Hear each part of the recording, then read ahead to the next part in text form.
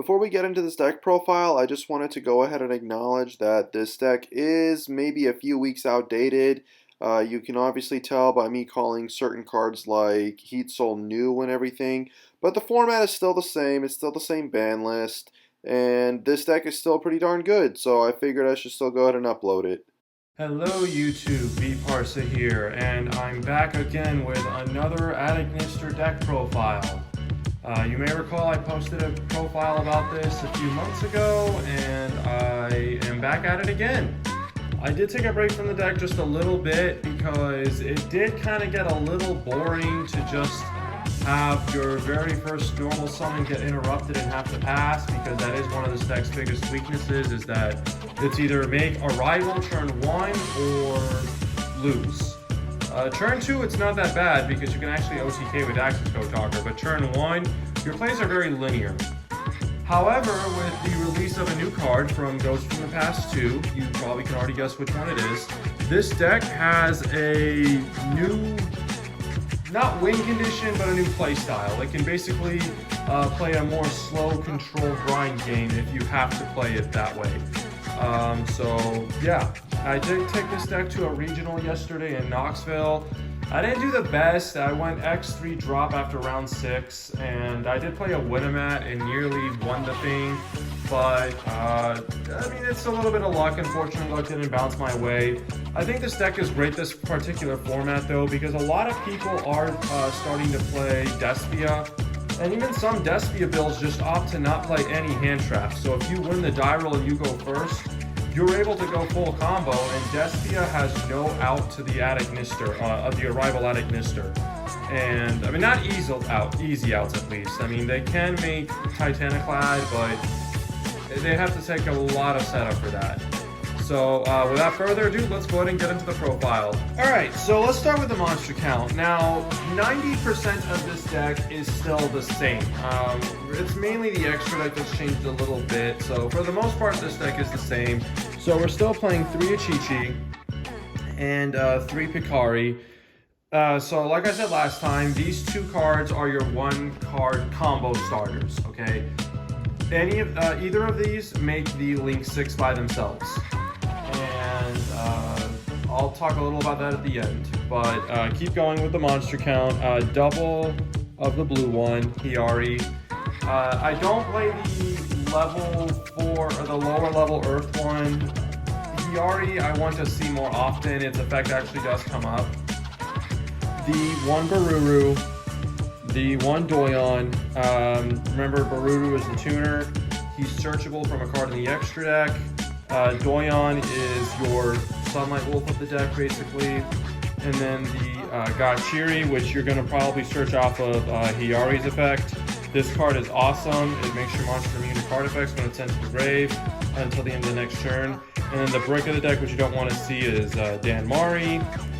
Keep in mind, this card negates the effect, not activation. So if you ever go against maybe like if you're under Magical Meltdown or in more modern meta, if you're in the modern meta, you can stop the fusion spell even under Branded Lost. And this is the card you're dumping off of the green, Baruru.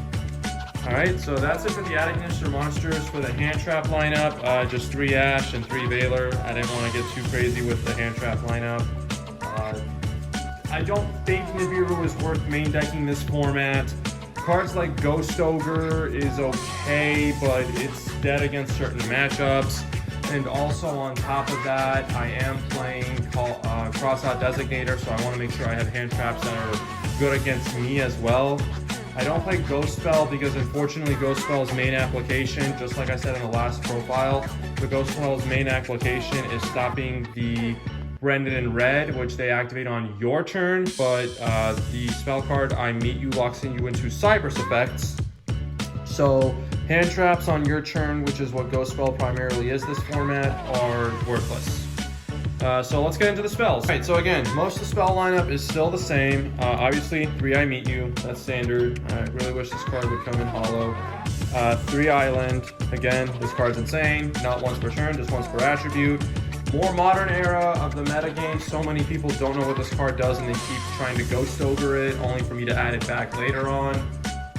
3 Signet Mining. Again, you want to see your starters as quick as possible.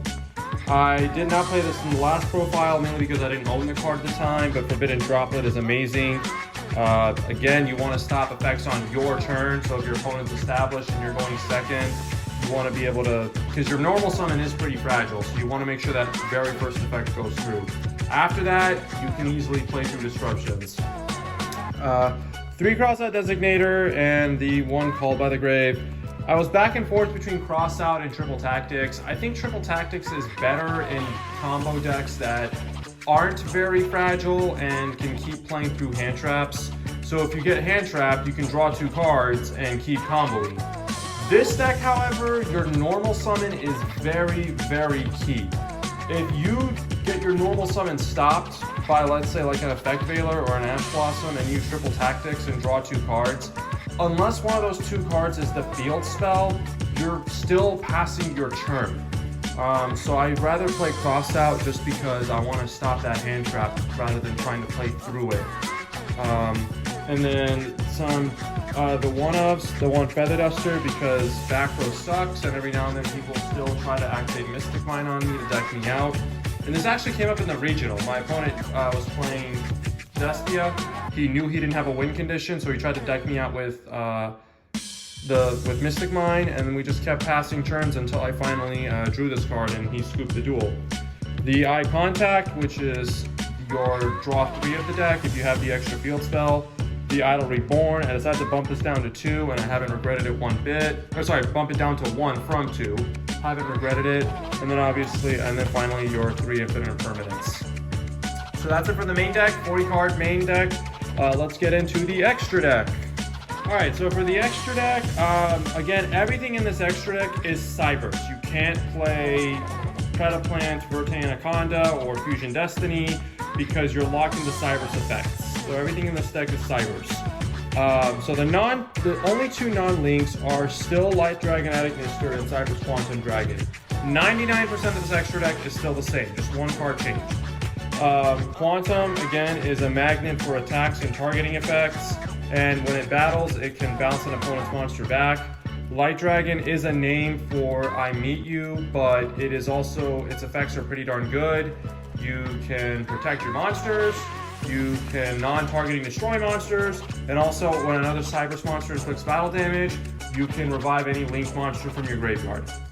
I've tried so many times to fit Wind Pegasus in this deck. It's really good. I mean, on field, when it's summoned, your opponent feels pressure to respond to it, assuming they play back row.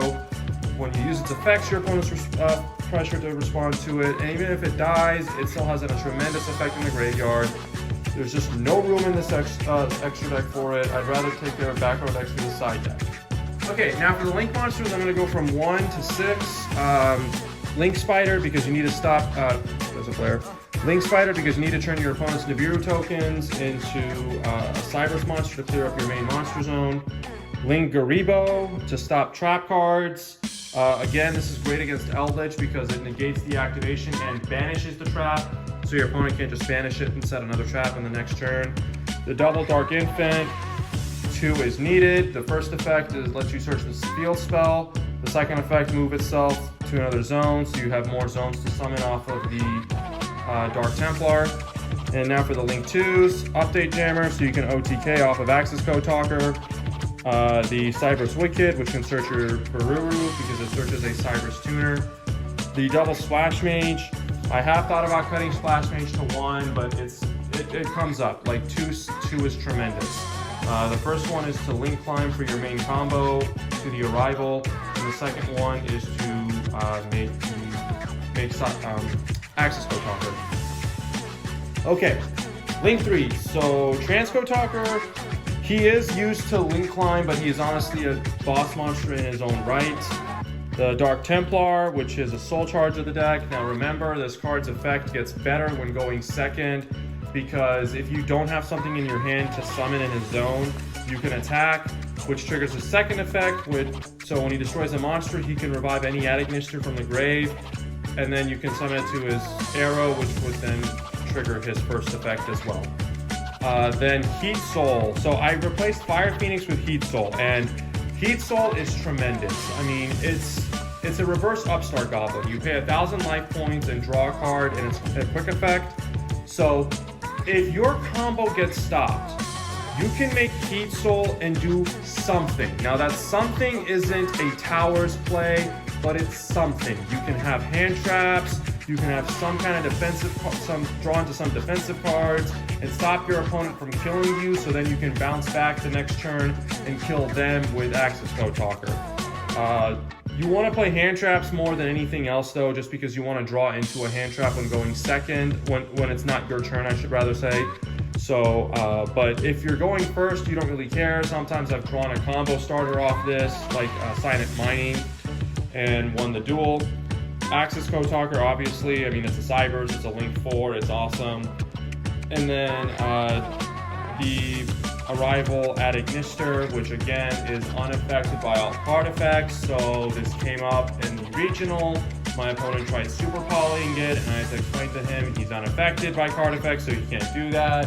And this has come up several times, but you cannot tribute this card off of the Monarch Stormfort.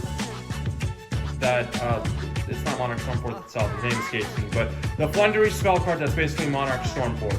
It has to affect in order to tribute. So since he's unaffected, they can't tribute him. Most decks this format just cannot deal with this card.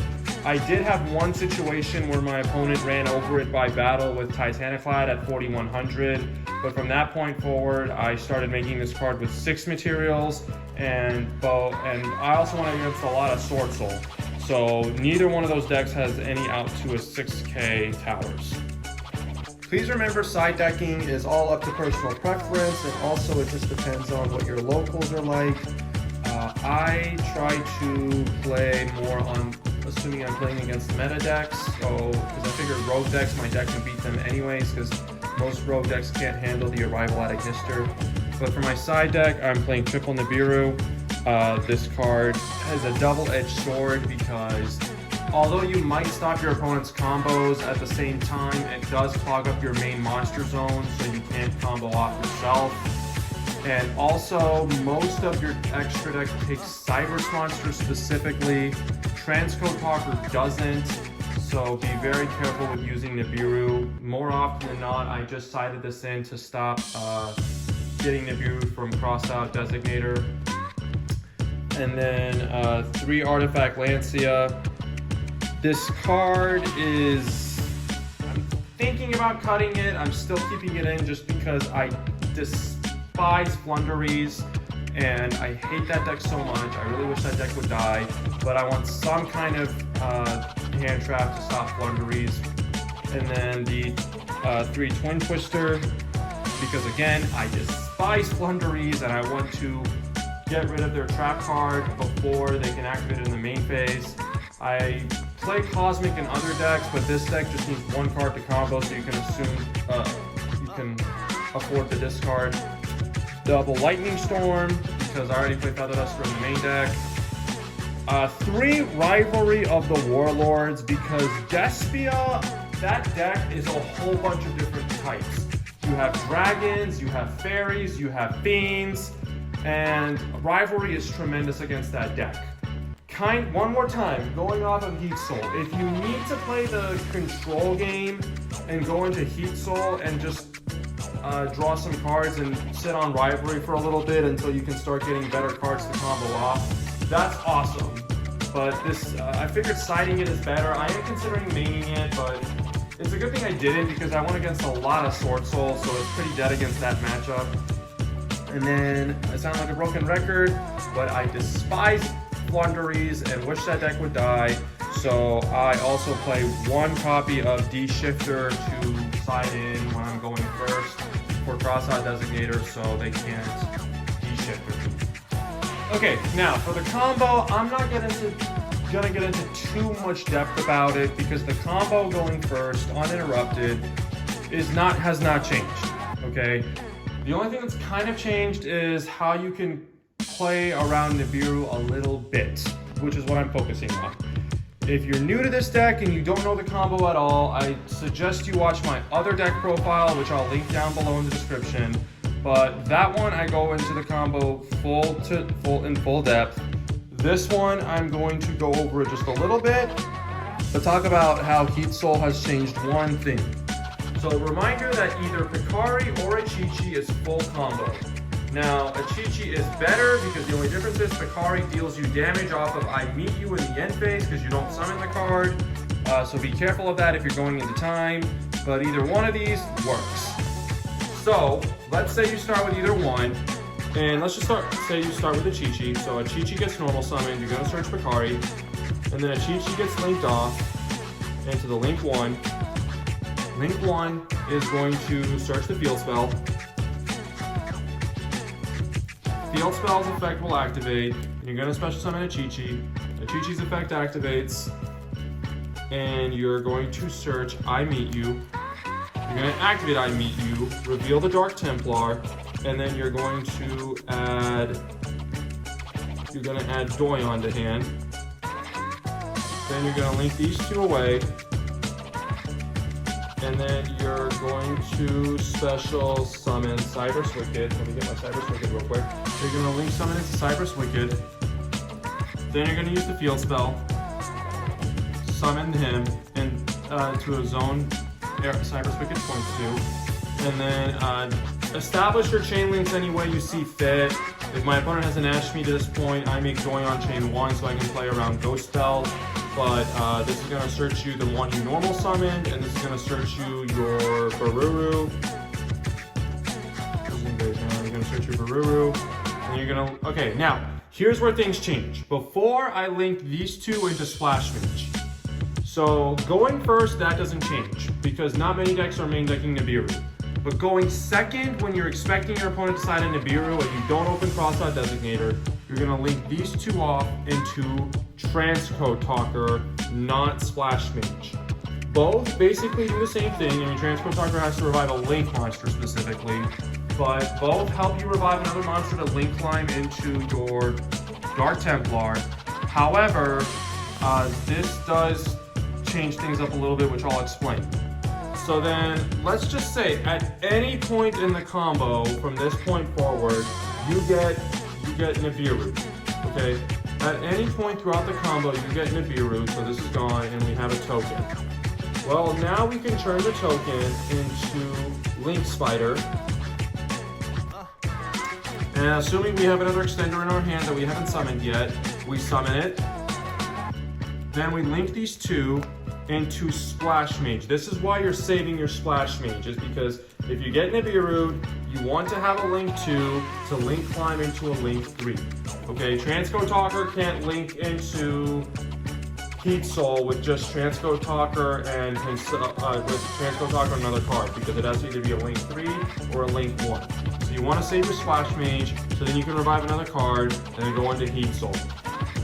Are you still at disadvantage? Yes. Does it give you a little bit of a fighting chance? Absolutely. So that's how the combo changes a little bit. And remember, you have to summon a non-water monster, because Heat Soul does take 2 Cyber monsters with different attributes. So that's how the deck has changed with Heat Soul. I think Heat Soul is fantastic. It makes this deck fun playing again. I look forward to more Cyber support that this deck can play. And thank you for watching. Have a great day.